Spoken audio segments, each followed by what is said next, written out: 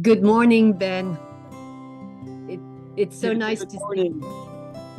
Ben. So you are our partner in Morocco and have been since day one. We have sent so many groups to you. We've done fam trips with you. Everybody that's come to Morocco fell in love with Morocco, thanks to this beautiful country, but also thanks to your team and to you. So we were all so shocked and devastated to hear about this horrific earthquake in Morocco, in the part of Morocco where we had been with clients and met some of your friends there, actually. So there's a lot of media coverage that has gone through. And what we want to get today, Ben, is directly from you, what is the reality? Because we've learned, unfortunately, over the years, that sometimes media does not necessarily portray the reality of what is going on, and we also want to make sure that we help Morocco and you as best as we can. And sometimes we've realized that if media is too catastrophic or not necessarily telling the reality, that it can frighten meeting planners or groups, and it can impact tourism, and that could possibly be even just as bad as the impact of an earthquake. So we want to know what the reality is and how we can help, and how um, meeting planners should consider Morocco as a destination or not. So we need your feedback from it. But before I start, how are you doing? How's your family doing? How are your friends, our friends, doing? How is Morocco doing? Well, good morning to you all. I mean, we're doing fine. We're doing okay. I mean, all our families are safe, and the team is really safe. We lost some friends in the mountains, which is really very devastating. But first of all, I would like maybe to offer my prayers and condolences to those who tragically lost their lives in this devastating event. My heart goes out to their families and loved ones. I would like also to express my deep appreciation to the resilience of the Moroccan people and their unwavering support and extend across the entire nation. I mean, they were just like, wow. I was not expecting. I mean, the people to react like this. So there is a lot of solidarity in there. And last but not certainly least, I mean, the government, because in this kind of event, we always tend to blame the government, to blame the authorities, but I can only acknowledge their remarkable efficiency and dedication, the army and the first responders who bravely confronted this tragic event, and that was really as well. We know that we have a real state. That's what I wanted to say. For sure, Ben. What is the reality of the situation now, particularly in Marrakesh, which we know is one of the top touristic destination? Do you even manage group right? Are you able to manage group right now? Well, yes, we are actually. I mean, now I'm talking to you. My team is in Marrakesh. We have an inspection visit, and we have two other groups on site. We have also had this beautiful news that the MFI, I think FMF, it's IMF, Fonds Monétaire International, IMF. who Yep. IMF, yes, Yeah. IMF. Sorry, that confirmed and maintaining their conference, which gonna held like 15,000 people on the 12th of October, starting from the 12th of October.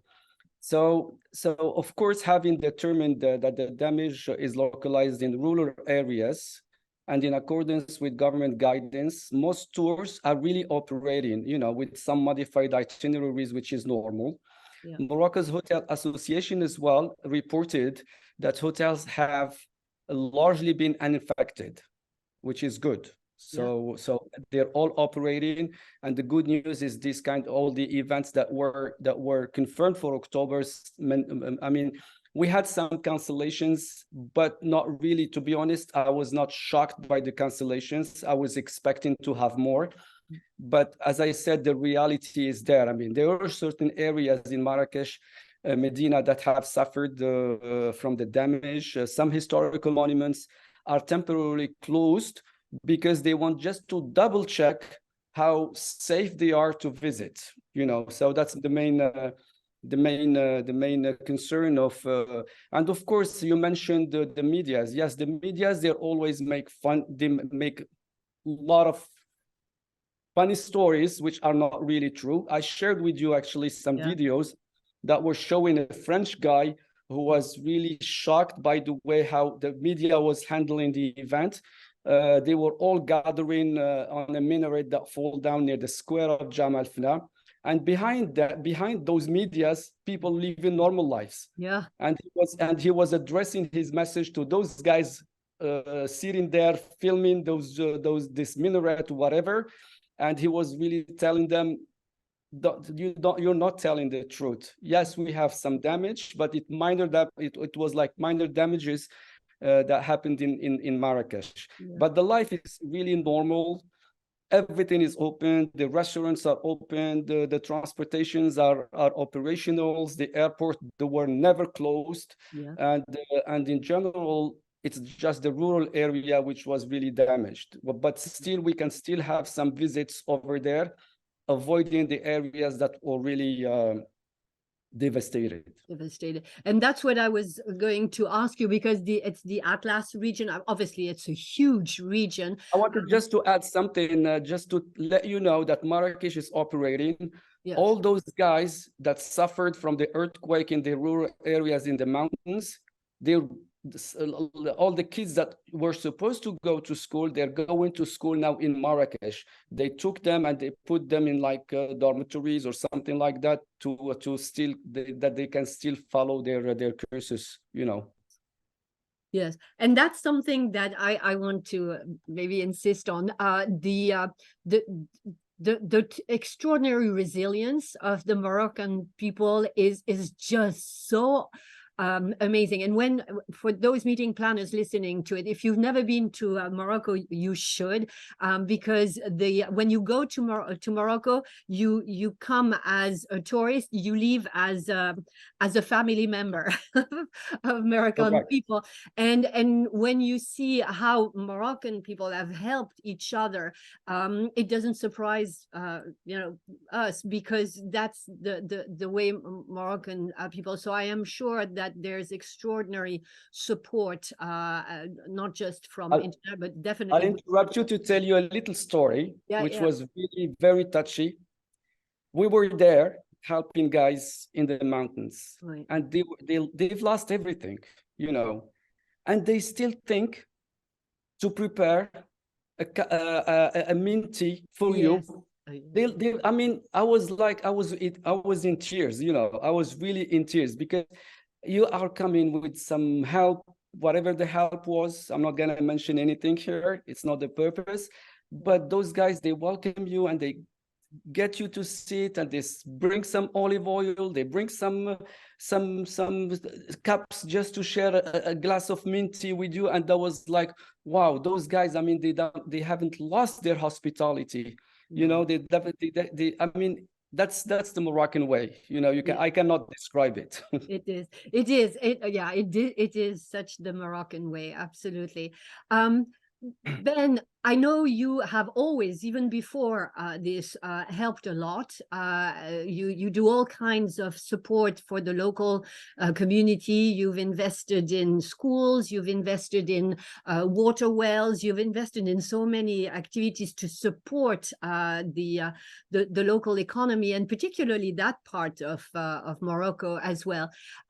What do you want to tell us about what is the best way for us to help you? To help us, first of all, you should come to Morocco. That's the main thing the main message I would share with you. That we are also supporting a lot of associations. Now with the earthquake, we are even going in deeply into that kind of stuff, because I asked my legal guys and to start a foundation. Yeah.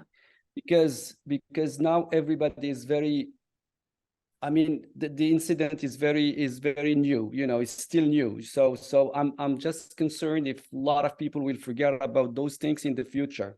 Yeah. So what we're trying to do is to have this foundation built up, and we would like to be accompanied by a construction company and architects. So in order to maybe start to rebuild some of the villages. If we can afford to have a village, it's wow. If we can do like 10 houses, it's even good. If we can do just one house, it's still okay. It's still good.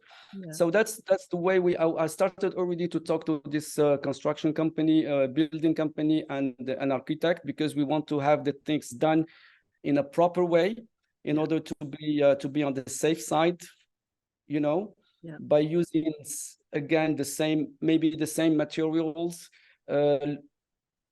in addition to others. That's the technicians that will really help us solving those issues. But at least we would like to have this thing uh, uh, uh, how do you say that, implemented in time, you know, in long term, you know what I mean. So that's the thing we want to do. Actually, we want to try, and that's a good CSR program for even for our clients, you know, because we know that we had this tragedy.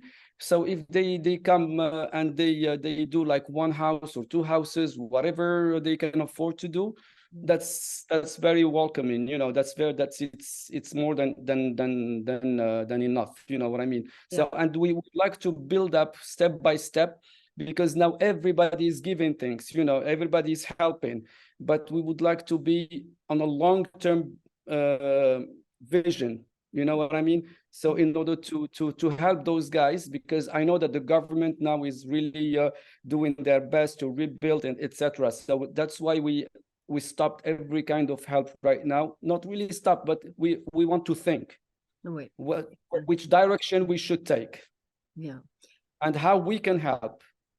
So we are supporting two associations, plus there is an account of which is owned by the government for this event. So I might share them with you at the end of the we'll Zoom. add it, absolutely, we'll add it to the video. And if our legal foundation is set as well, I will share it with you, because we have to go through a process, because we would love to help those guys, because we know those guys, we've been with them, we've worked with them, we helped them, they helped us. So we need to give back. We need to really leave like a footprint in this area. Yeah, absolutely. And we'll be with you on this, Ben. I love the fact that you are thinking longer term, and that you're thinking about building houses that will be able to stand an earthquake in the case it happens again, because that's really what you're speaking about. It's not just rebuilding. Yes. It's rebuilding solid for future possible. Solid, but keeping in mind that we have to keep the same aspect, the same architecture, because this is unique of Morocco as well. I mean, it's we have to do with the proper way. Absolutely. And that reminds me of that day where we were with some clients and you in one of the village in the Atlas, having a mint tea, and how welcomed we were in that house. And these are the people we think about. So looking forward to going back there and being able to help. So many of our meeting planners are dedicated to initiatives that will support local economy. It's the whole sustainability, and particularly supporting local economies and local people. So yes, I am sure that many meeting planners will want to first consider Morocco, and second, work with you to build programs where they can make a difference on site. So looking forward to it. Ben, please send us the details of the different initiatives, and especially this one, so that we can communicate it and share it with all of our friends. And looking forward to seeing you very, very soon as well.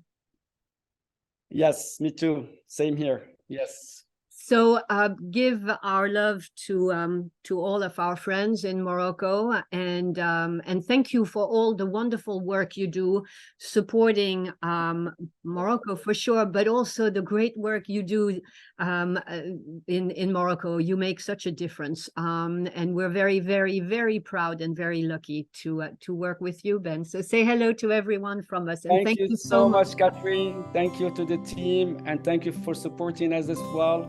We really appreciate it. It's wonderful to have you there as well and supporting us and supporting Morocco. Thank you so much. Thank you, Ben.